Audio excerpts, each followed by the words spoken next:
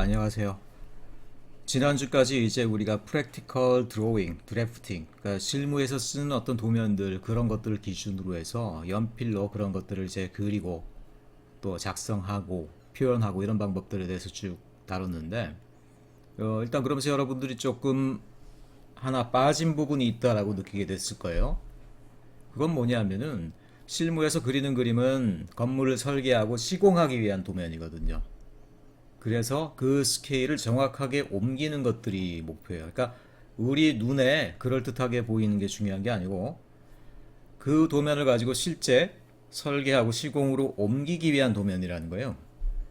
그러다 보니까 어떻습니까? 우리가 현실에서 그리는 풍경화라든가 우리가 그린 어떤 스케치에서의 어떤 그런 관점들하고는 그림의 관점이 많이 다르죠. 실제 스케일로 하다 보니까. 그래서 실제로 우리가 그리는 풍경화나 이런 그림들은 이제 우리 설계 도면에서는 그런 애들은 사실은 이 퍼스펙티브다. 말하자면 투시도라라고 이제 우리가 보통 부르기 마련해. 투시도. 투시도란 건 뭡니까? 예를 들어서 내가 한 사각형을 하나 그려요. 사각형이 된다. 참 정육면체 하나 그려요. 자, 이렇게 그리는 방법도 있고 또 어떻게 그리는 방법이 있어요? 예를 들어서 내가 이렇게 그린다라 그러면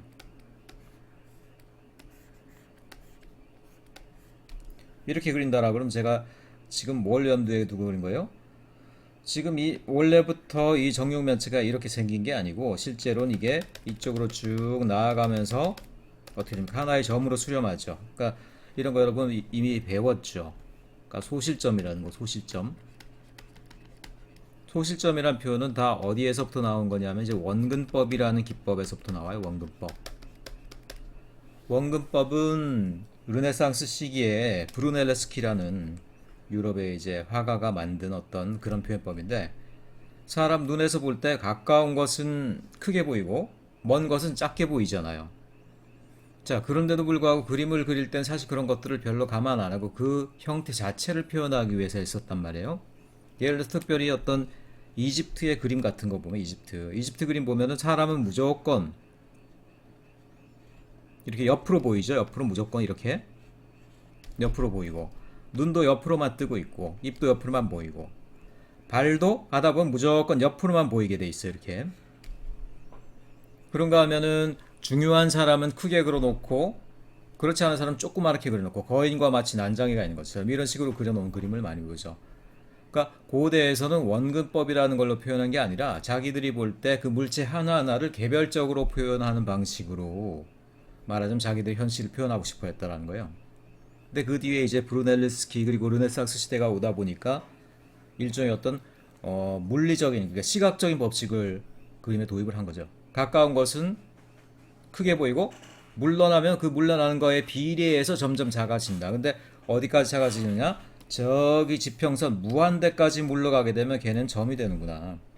그래서 점으로부터 이렇게 그 물체가 나오는 이런 가상의 선을 그리고 그 가상의 선 안에 물체를 집어넣어서 그리는 방법 그런 것들을 이제 개발했더라는 것이죠. 그게 바로 원근법이에요. 원근법.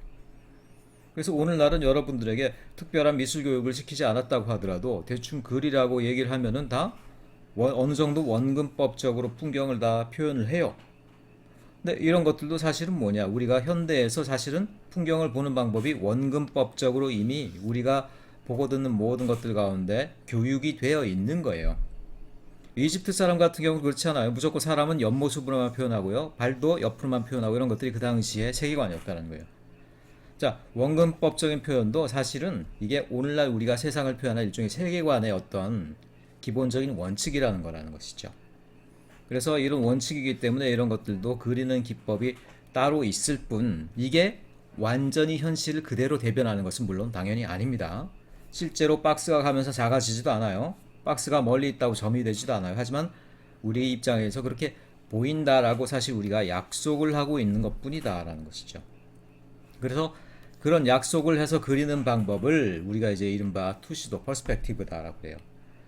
근데 이런 투시도를 그리는 방법도 이런 원근법을 적용하는 방법만 있는 것은 아니에요. 원근법을 적용하지 않고 건물에 보이는 어떤 내부라든가 아니면 벽면이라든가 아니면 바닥면이라든가 이런 것들을 그대로 표현하는 기법들도 여전히 살아있고요. 그래서 그런 기법 하나하나를 우리가 이제 뭐 엘리베이션이니 아이소메트릭이니 어블리크니 이런 여러 이름으로 부른다라는 거예요.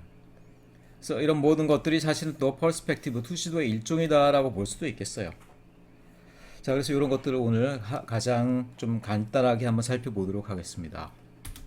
자, 처음에 엘리베이션, 인면도죠. 이건 여러분들이 이미 우리가 보고 그린 거예요. 인면도는 사실은 프랙티컬 드로잉에 굉장히 중요한 것 중에 하나였죠. 뭡니까? 이게 집이에요. 집인데 이렇게 삐딱하게 되어 있는 스캔하는 과정 중에 이제 그림이 좀 삐딱해졌는데 이게 사실은 이게 직각이어야 돼 이렇게. 이 집인데 이거 집에서 우리가 앞에서 본 그림이죠. 프론트죠, 프론트. 그 다음에 이거는 아마도 이 오른쪽에서 본 그림 같죠. 라이트 사이드. 그 다음에 이건 위에서 본 탑뷰가 되겠죠.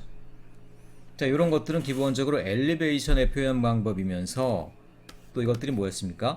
프랙티컬 드래프팅, 프랙티컬 드로잉의 기본적인 표현 방식이었죠.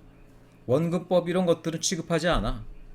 사람 눈에 어떤 식으로 보이냐, 어떻게 왜곡되냐를 우리가 감안하지 않고 있는 스케일 그대로 바라보는 그 면에 대해서만 집중해서 그리는 것들, 그런 것들이 프랙티컬 드로잉이었단 말이에요. 그래서 탑뷰냐, 위에서 본 거냐, 평면도냐, 인면도냐, 측면도냐, 그리고 그 면을 바라볼 때 다른 면은 일부러 표현하지 않죠. 그 면 하나만 충실하게 표현해라, 이런 것들인데, 이런 그림들이 일단은 통칭해서 엘리베이션, 인면도의 세계다라고 볼 수 있겠고, 인면도. 이 인면도가 바로 주로 이제 우리가 생각하는 실무 도면의 중심이 되는 어떤 기법들이었다, 이렇게 보시면 되겠어요. 자, 그럼 이렇게 표현하지 않고 그럼 다르게 표현하는 방법은 어떤 것들이 있느냐? 인면도에선 주로 우리가 바라보고자 하는 한 면만을 표현하니까 한 면 말고 입체적으로 여러 면을 동시에 표현하는 방법은 없을까 해서 나타나는 것들이 이제 이른바 투상도라는 것들이 나타나더라는 거예요. 투상도. 투상도에서는 이제 아이소메트릭과 엑소노메트릭이 있는데요. 그림으로 설명하는 게 아마 더 빠를 것 같습니다. 요게 바로 아이소메트릭이에요. 자, 이건 집의 모양이니까 조금 복잡해서 제가 한번 직육면체, 정육면체로 한번 표현을 해볼게요. 자, 정육면체를 내가 이렇게 그렸어. 말하자면 요 모서리가 중심이 되도록 그렸죠.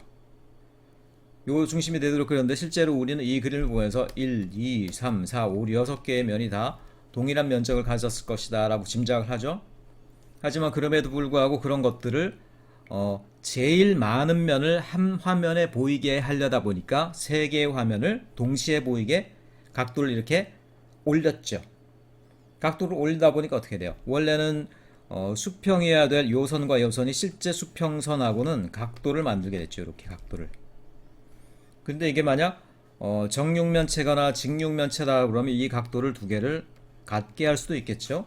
동일한 각도를 이루게 딱 올려놓은 것들을 우리가 등각, 양쪽에 각이 같잖아요. 그래서 등각투상도다라고 부른다는 거예요. 자, 이 등각투상도는 그럼 어떤 특징이 있느냐? 3면을 가장 어떻게 됩니까? 고르게 보이게 할 수 있는 방법이에요. 말하자면 이 각도를 좀 이렇게 좀 더 낮추면 어떤 그림이 되겠어요? 이런 식으로 그림이 좀 이렇게 아래 위로 짜부러진 그림이 되겠죠. 이렇게.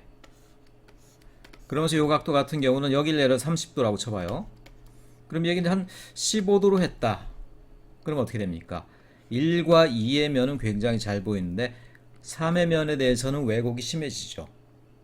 그래서 어차피 3차원을 2차원 평면으로 옮길 때는 완벽한 방법이 없더라는 거예요. 세 개를 다 고르게 보여주면 세 면이 어떻게 됩니까? 고르게 왜곡되는 거죠. 실제로는 얘네들이 이렇게 마름모로 생긴 게 아니잖아. 그렇죠? 그런데 앞에 두 면을 좀 더 왜곡이 적게 보여주려다 보니까 제3의 면이 또 굉장히 많이 왜곡되죠. 이런 식으로 어차피 3차원, 2차원으로 완벽하게 옮겨지진 않아요. 어디를 주로 왜곡시키느냐, 그리고 어디를 원형에 가깝게 남겨놓느냐에 따라서 여러 종류의 도면이 탄생하고 거기에 각각 이름을 붙이게 되었다라는 것인데, 일단은 자, 그러니까 여러분이 기억해야 될 거, 3면을 고르게 보여주는 방법 중에 하나로 개발된 것들이 아이소메트릭, 등각투상도다. 그리고 보통 이런 경우에는 여기랑 여기를 약 30도 정도 내는 경우가 많다는 것이죠. 그럼 어떻게 됩니까? 여기 60도, 60도, 여기도 60도, 이런 식으로 해서 세 면이 고르게 표현된다는 것이죠. 자, 그 다음에 나오는 것들이 이제 엑소노메트릭이라는 거예요. 엑소노메트릭이란 뭐냐? 아까 아이소메트릭 같은 경우는 요 양쪽의 각도를 동일하게 놔두려고 그랬는데, 지금 이 그림 보면 어떻습니까? 수평선하고 이루는 요 각도가 양쪽이 다 다르죠. 예를 들어서 여기는 60도 같은 경우, 여기는 30도. 이렇게 조절하면서도 충분히 3차원 그림을 여기다 그릴 수 있죠.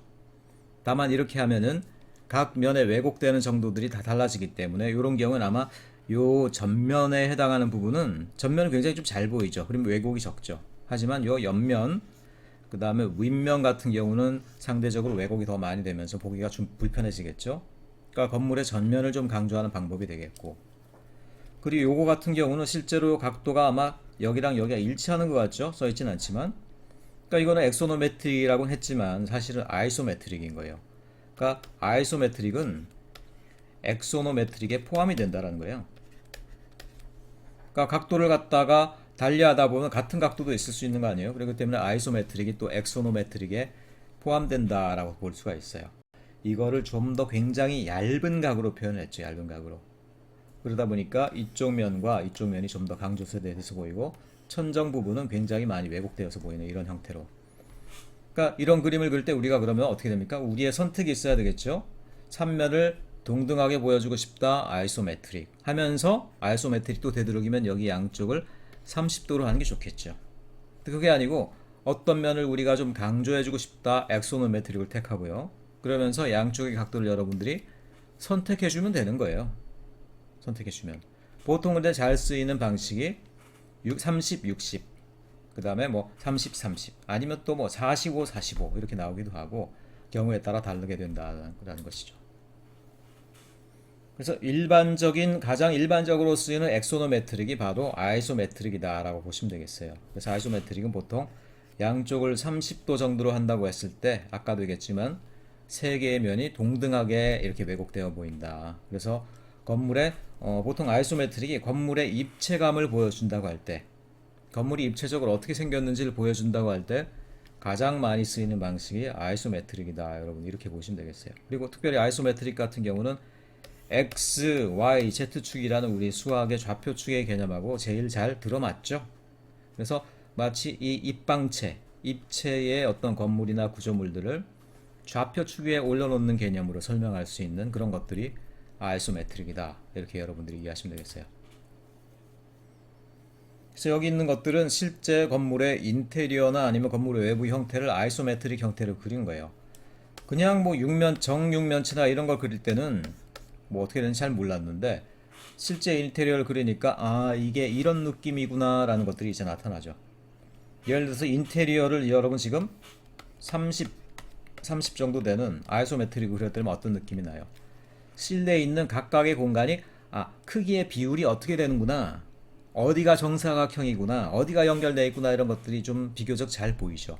예를 들어서 바닥면이 이렇게 니은자로 꺾어진 거하고, 그 다음에 벽면이 이런데 대략 1대1 정도가 되는구나 라는 거하고, 그 다음에 각각의 가구의 크기, 비율, 높낮이 이런 것들이 비교적 잘 들여다 보이죠. 왜냐하면 X, Y, Z축의 길이가 고르게 비율대로 고르게 정해져 있기 때문에 우리가 볼 때 스케일감이 굉장히 판단이 쉽다라는 것이죠. 자, 이것도 마찬가지. 삐딱해 보이지만은 실제로 삐딱하지 않아요. 보면은 건물 자체가 이렇게 길쭉한 직사각형인 거고 실제로 어떻게 됩니까? 요 각도랑 요 각도가 역시 30도로 일정한 것 같죠. 그러니까 이게 아이소메트릭이기 때문에 일종의 또 엑소노메트릭 중에 하나다라고 얘기할 수도 있다라는 거. 그래서 이 각도를 달리에 따라서 어떤 형태로 또 느낌이 달라지는가를 보여주고 있습니다. 아이소메트릭인데 자, 양쪽 30, 30 한 경우랑 45, 45도를 했어요. 어떤 차이가 있습니까? 여러분 눈에는 이게 조금 더 익숙하죠. 이거는 XYZ 평면을 다 고르게 왜곡해 놓은 것들인데, 자, 45도, 45도 하면 어떤 특징이 있어요? 45도, 45도 이것만 봐서 여러분이 잘 모를 텐데 45도, 45도를 해 놓으면요, 자, 이런 특징이 있어요. 정육면체를 제가 45도, 45도를 한번 손으로 그려볼게요. 여기 45도. 물론 손으로 했기 때문에 정확한 거 아니에요. 대충 알아서 보세요. 자, 정육면체를 45, 45 아이소메트릭에 올려놨더니만 어떤 일이 생겼어요? 1과 2의 평면은 마른 목골로 상당히 왜곡이 됐는데 3은 어때? 정사각형 그대로 왔죠? 그 말은 뭐냐면 요 밑면도 마찬가지. 밑면은 안 보이긴 하지만 밑면도 왜곡이 없을 거라는 거예요. 말하자면 45, 45 아이소메트릭 같은 경우는 그게 건물이라고 그러면 건물의 바닥면을 그대로 왜곡 없이 실제 모양 그대로 보여주더라는 거야. 어떨 때 유리하겠습니까? 바닥의 평면의 모습, 평면의 배치, 평면의 비율 이런 것들에 좀 더 집중해서 보여주고 싶을 때는 45, 45 아이소메트릭을 쓰면 되겠죠. 30, 30은 각각은 왜곡되지만 전체적으로 균형 잡히게 고르게 보여주고 싶을 때는 이걸 쓰면 되겠죠. 그러니까 여러분들은 이 중에 필요한 것들을 이제 여전히 선택해서 쓴다라는 개념이고 어떤 것 하나가 맞는 것은 아니다. 당연히 맞지 않죠. 공간이 3차원 공간이 2차원으로 들어갈 수가 없어요. 다만 3차원인 것처럼 보여주는 그런 여러 투시도를 우리가 개발했을 뿐이야. 그렇기 때문에 우리의 필요에 따라서 어떤 형태의 투시도를 쓸 건지는 여러분들이 그때그때 선택하는 것이다. 근데 정확히 프로페셔널이라고 그러면은 자기가 보여줘야 될 것이 이 그림에서 뭔가 그걸 찾아내고 거기에 맞는 엑소노메트릭을 여러분들이 그려주겠죠. 자, 그 다음에 이제 드디어 세 번째로 오블리크라는 게 나옵니다. 오블리크. 왠지 빗각, 이것 뭐 좀 더 어려울 것 같은데 아니에요. 엑소노메트릭에서 이미 다뤘던 내용에 다시 한번 그 중에 일부가 반복된다라고 생각하시면 되겠어요. 요게 이제 오블리크들입니다. 오블리크. 그래서 이런 것들이 오블리크다. 첫 번째 보니까 이거 뭐야? 이거 등각투상도네? 뭐 엑소노메트릭 아니야 이것도 양쪽에 각이 다르지만. 응? 뭐지 이거 엑소노메트릭의 일부인데 아까도 얘기했잖아요. 엑소노메트릭은 모든 걸 포함하고 그 중에 일부가 아이소메트릭 또는 오블리크가 된다는 거예요. 자, 그럼 이런 형태의 투상도를 우리가 오블리크라고 부르는 이유가 뭐겠어요? 얘네들의 특징은 뭐야? 특징이 뭐냐? 자, 셋 다 고르게 옆면을 보지 말고 한번 이 건물의 밑면을 봅시다. 밑면의 판을 한번 봅시다. 판만 내가 한번 그려볼게요. 이렇게. 손으로 그리려니까 이게 뭐 잘 안 되는데. 자, 뭘 얘기하고 있어요? 이 건물의 밑바닥 판을 제가 짐작해서 한번 그려봤는데 셋 다 어때요? 보니까 셋 다 90도, 90도, 90도. 그러니까 바닥판이 90도로 그려졌다는 건 뭡니까? 왜곡이 없이 바닥판을 그대로 어디에나 다 첫 번째, 두 번째, 세 번째 다 바닥판을 왜곡 없이 90도로 그렸다는 얘기죠. 자, 이러면 우리가 오블리크의 의미를 알겠다. 오블리크라는 건 뭐냐? 3차원 중에 세 면 중에 한 면을 왜곡 없이 그대로 그려주는 형태의 투시도면이 바로 오블리크다라는 거예요. 그래서 오블리크라는 것들이 반드시 이렇게 바닥면만을 그대로 그려주는 것만이 오블리크가 아닙니다. 자, 전면을 오블리크로 그려줄 수도 있겠고요.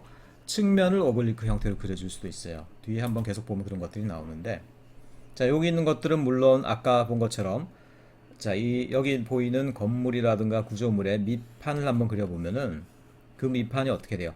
각이 90도가 나오는 걸 보면서 왜곡이 없는 걸 볼 수 있죠. 다 이렇게. 다만 어떻게 돼요? 이 전면부하고 측면부는 당연히 왜곡이 돼 있죠.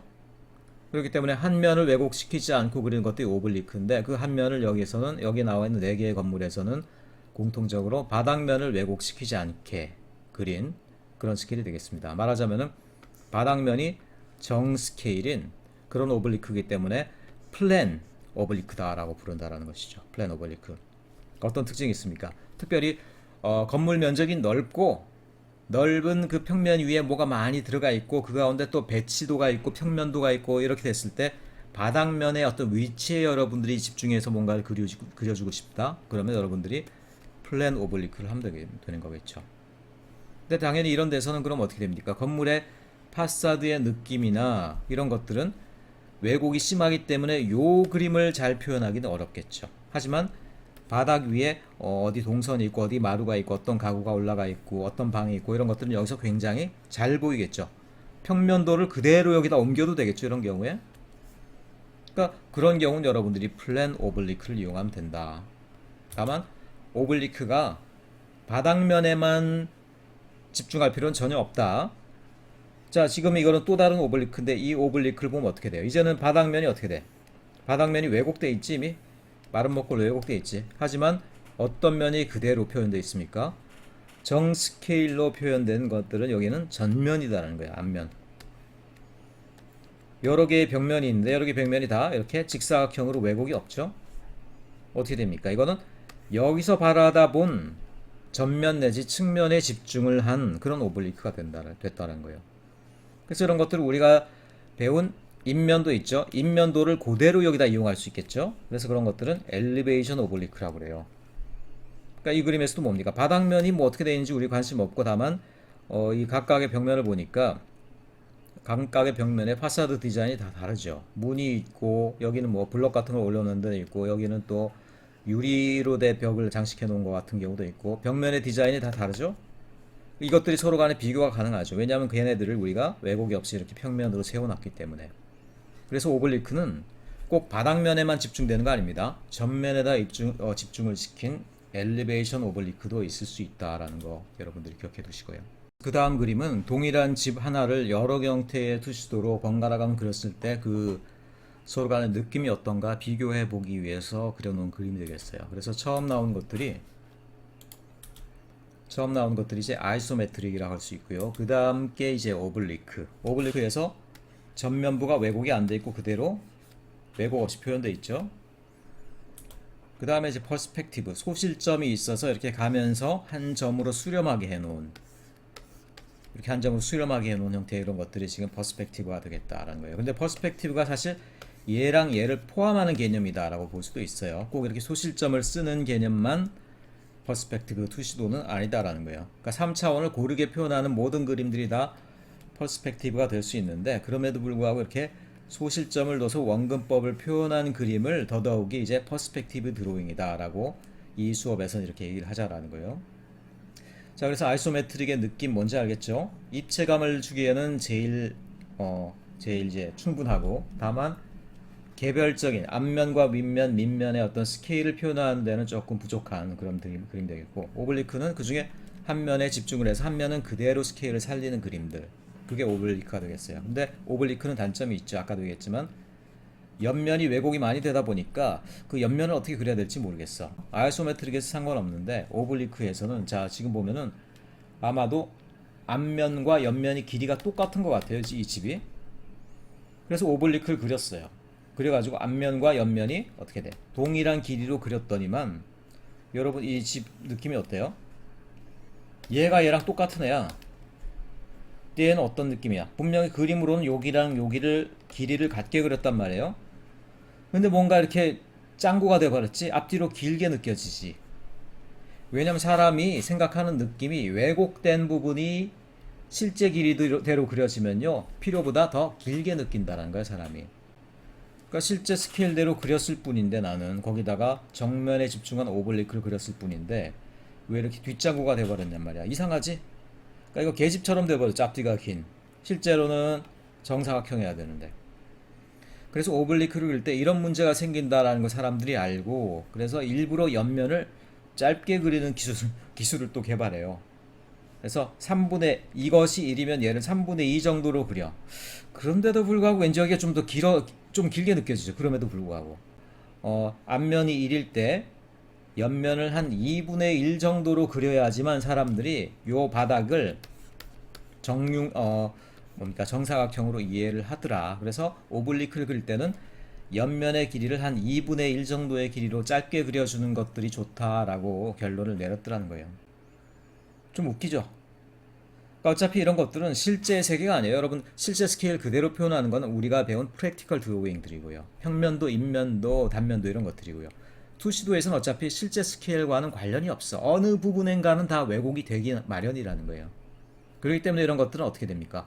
실제 설계와 시공을 위해서 쓰는 그림이 아니고, 다만 뭐 굳이 얘기하자라고 그러면 어떤 일반 대중 고객들에게 대략 이런 정도의 어떤 풍경과 이런 정도의 느낌으로 공간이 세워집니다라는 걸 어필하기 위해서 쓰이는 그림이지, 실제 시공을 위해서는 이런 그림을 쓸 수가 없더란 얘기입니다. 자, 그럼 드디어 이제 원근법을 이용한 투시도법 내용으로 가보도록 하겠습니다. 원근법. 가까이 있는 것은 크게 보이고 멀리 있는 것은 작게 보인다. 근데 딱 그것만으로 되는 것은 아니고요. 또 우리의 시야가 어디에 있느냐, 우리의 위치가 어디에 있느냐에 따라서 그림을 표현하는 여러 가지 몇 가지 원리들이 이제 발생합니다. 그 내용들을 한번 보도록 할까요? 첫째는 이제 우리의 시야가 그림의 형태에 굉장히 큰 영향을 미친다. 아이 레벨이 중요하다. 이런 얘기들을 여러분들이 좀 알아야 됩니다. 딴 건 아니고요. 예를 들어서 우리가 물체를 높이 올려다본다. 그럼 그 물체가 어떻게 보입니까? 그 물체는 하늘을 향해서 이렇게 소실되는 형태를 하고 있겠죠. 말하자면 하늘 쪽으로 가까워지는 부분들이 점점 작아 보이는 형태로 그림이 왜곡될 거란 얘기예요.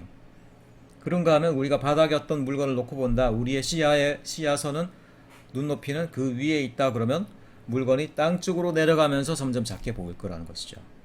그래서 우리의 시야의 눈높이가 어디 있느냐에 따라서 물체 형태는 완전히 달라진다. 그거는 우리가 상식적으로도 이해할 수 있는 부분이 되겠죠.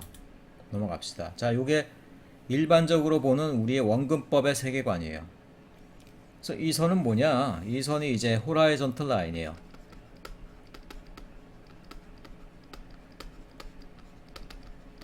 말하자면 지평선이죠. 지평선. 지평선이고, 그리고 여기 보면은 조그만 하나의 판넬이 있는데 요게 자 가까이 있는 건 이렇게 보이지만 멀리 있는 거가 점점 어떻게 됩니까? 동일한 비율로 작아지면서 결국 지평선까지 가면 점이 되어버리죠. 한마디로 지평선이란 건 뭐냐? 모든 거의 사이즈를 0으로 만들어버리는 마법과 같은 소실점이 된다. 소실점. 영어로는 베니싱 포인트라고 그래요.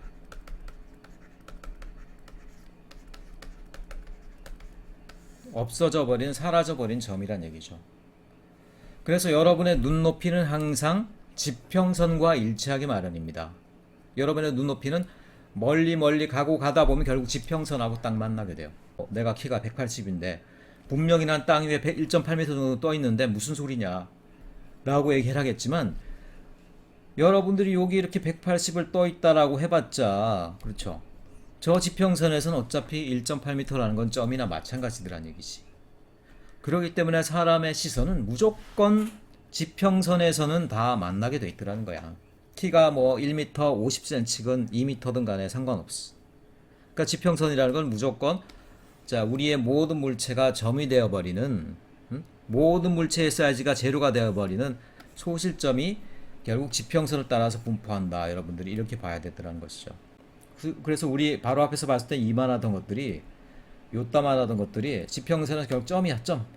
그 점인데 여기에 점이냐 여기에 점이냐만 다를 뿐이라는 것이지.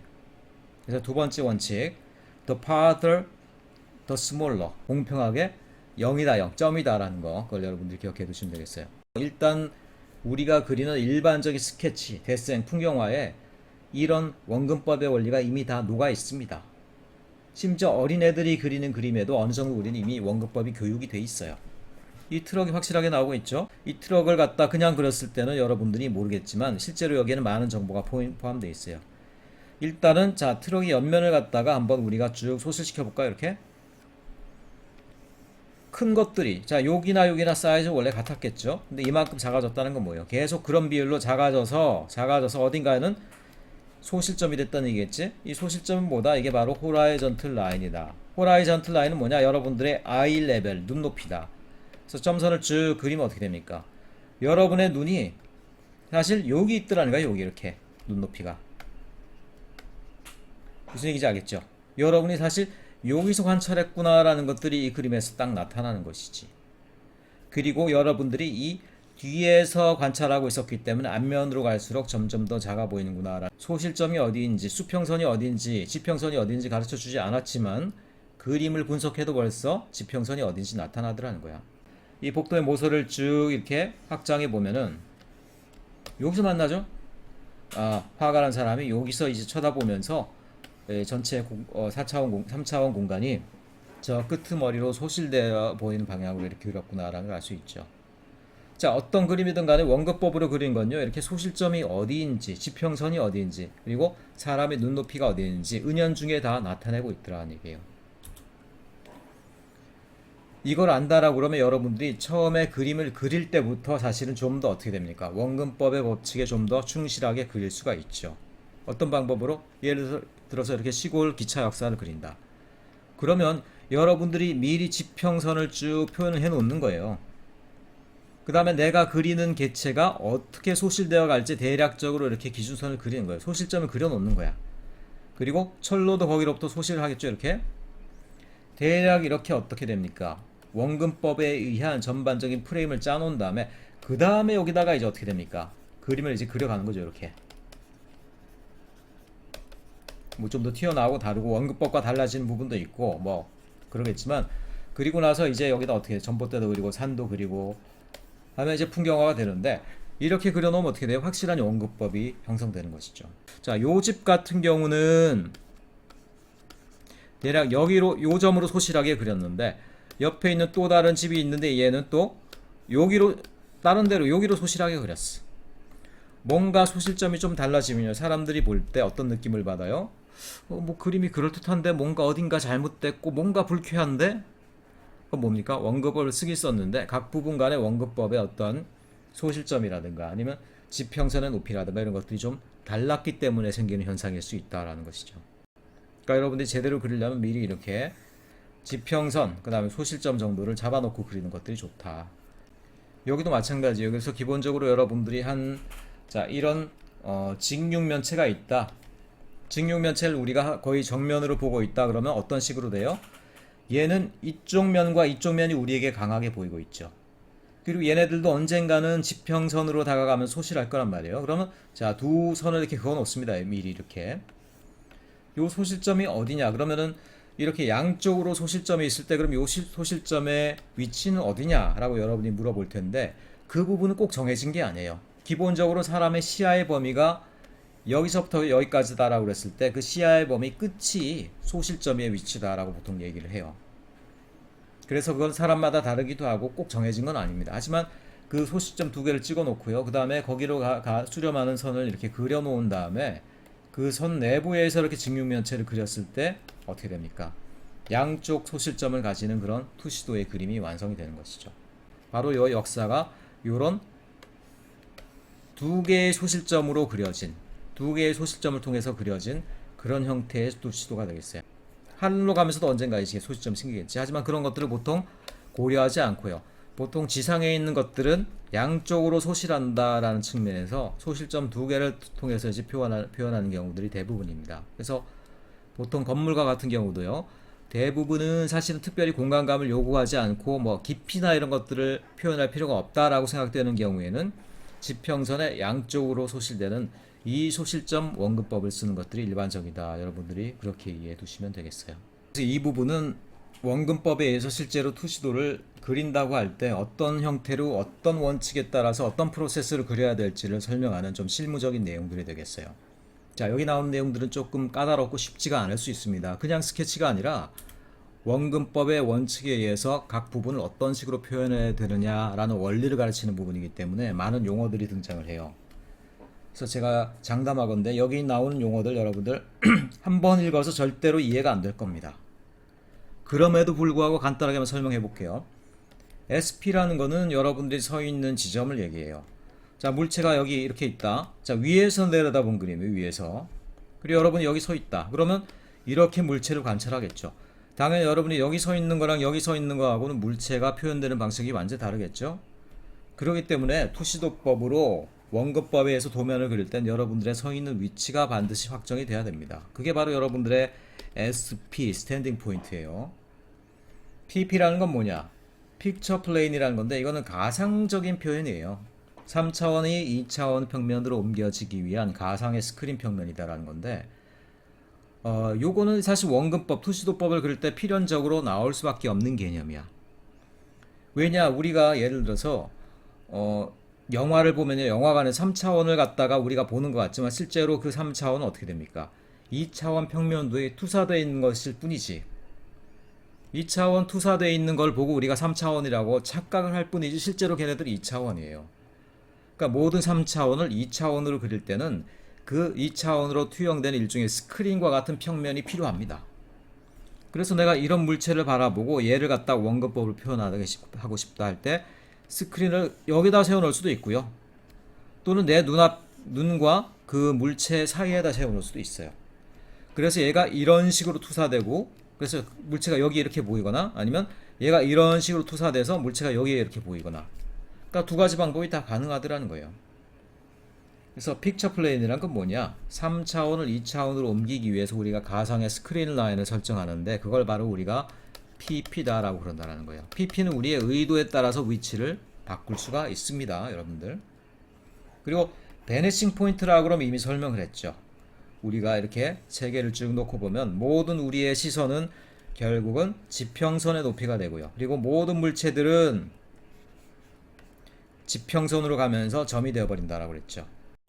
특별히 2점 소실법인 경우에는 2점 소실법 예를 들어서 지금 내가 물체를 이렇게 그렸어요.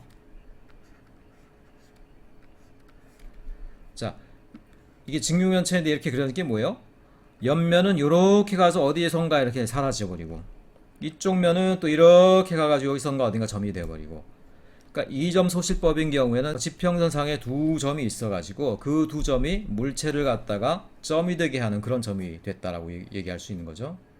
그래서 걔네들을 갖다가 우리가 베니싱 포인트, 물체가 뒤로 물러나면 거기서 점이 되어버리더라 하는 그 점을 우리가 설정해 놓는다라는 거예요. 그래서 베니싱 포인트는 일단은 2점 소실법인 경우에는 점이 두 개가 있겠죠.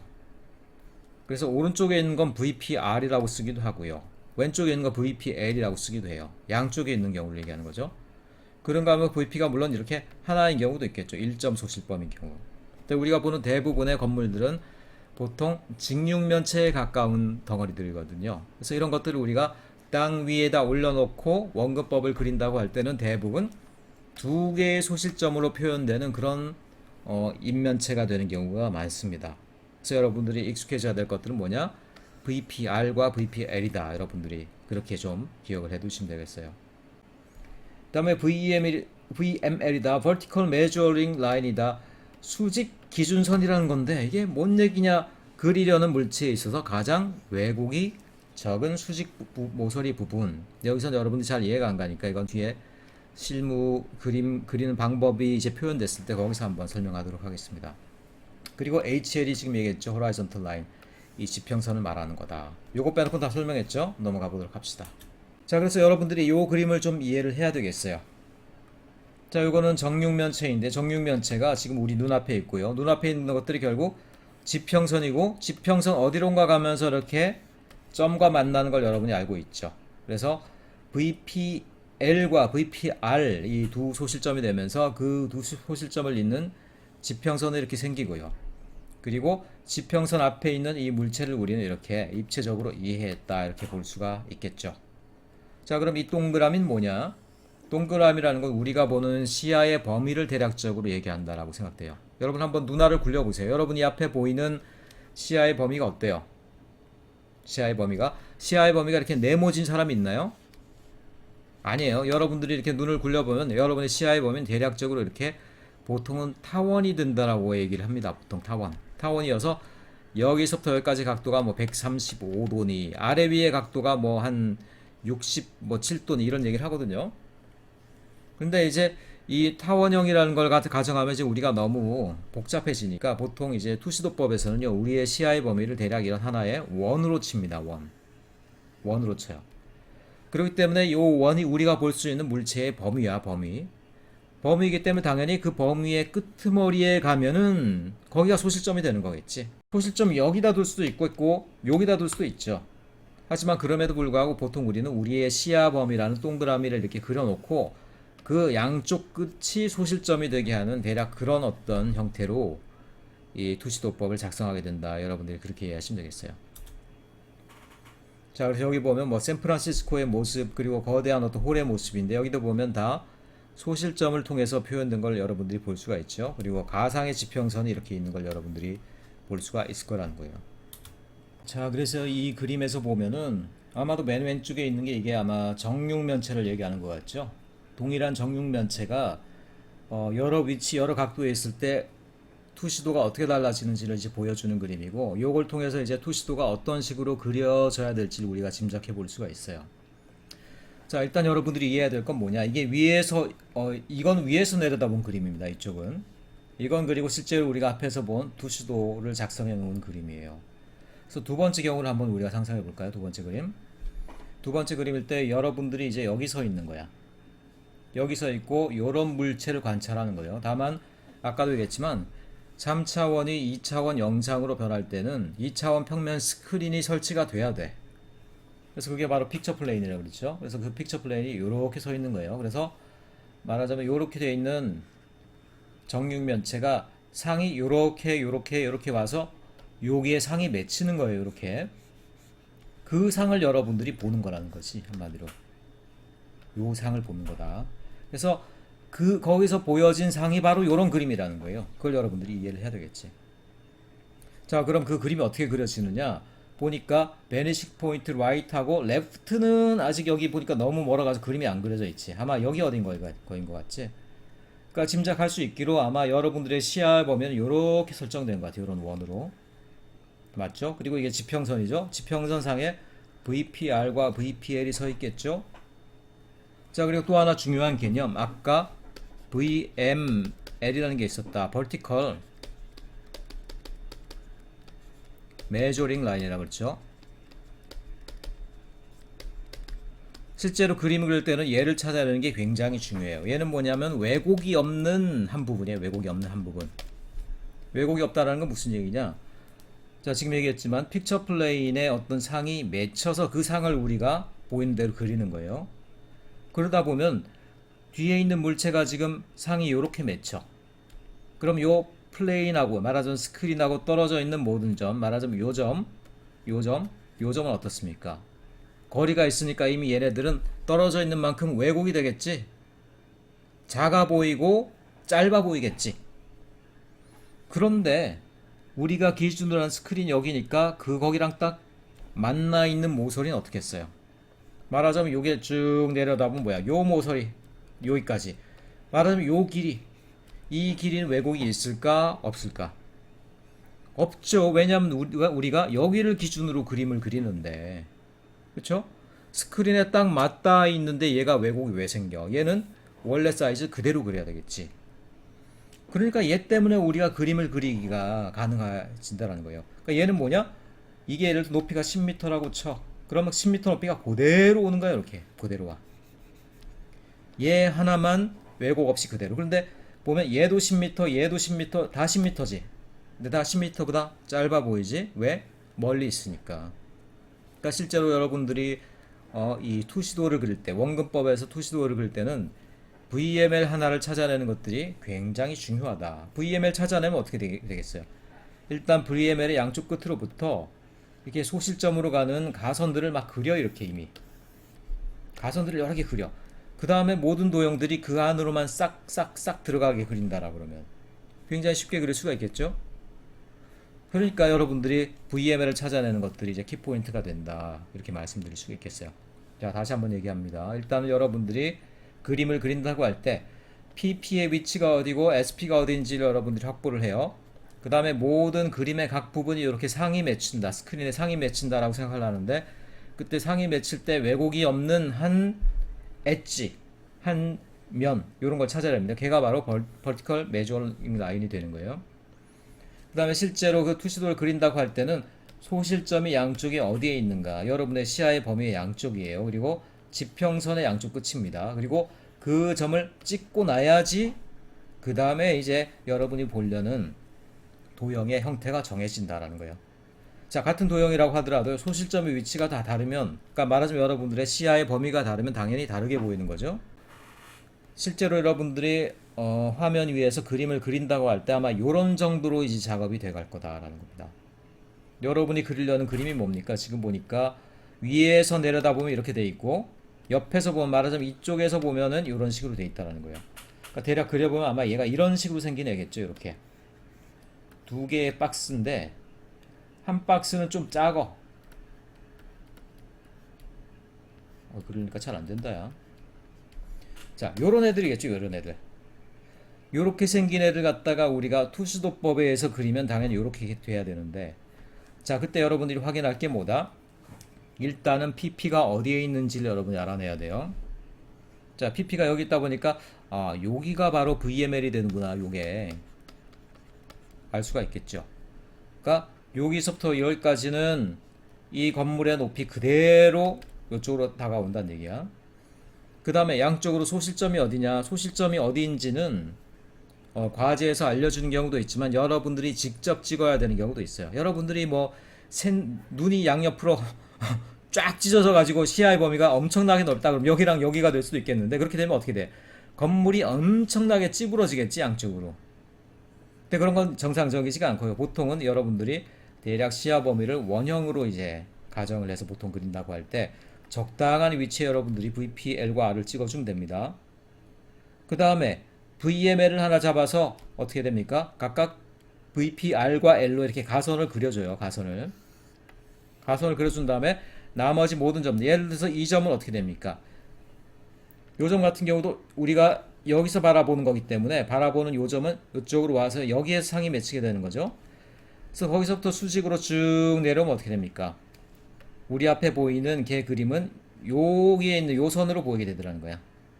하지만 요 선의 길이가 어떻게 되겠어요? VML보다 훨씬 더 왜곡이 돼서 뒤에 있으니까, 이만큼 뒤에 있으니까 더 작아 보이겠죠? 작아 보이는 정도는 어떻게 표현을 해요? 자, 아까 그림을 그린 가선 있죠? 가선 내에 들어가서 요 정도만 그리면은 당연히 얘가 왜곡되었지만 원래는 요 길이랑 같은 높이구나 라는 거를 알려줄 수 있는 그런 높이가 되겠죠. 자, 이런 것들이 전반적으로 여러분이 그림을 그리는 프로세스가 되겠고, 요거에 근거해서 제가 아마 요 그림을 직접 한번 여러분들 앞에서 작성하는 시범을 한번 보이도록 하겠습니다.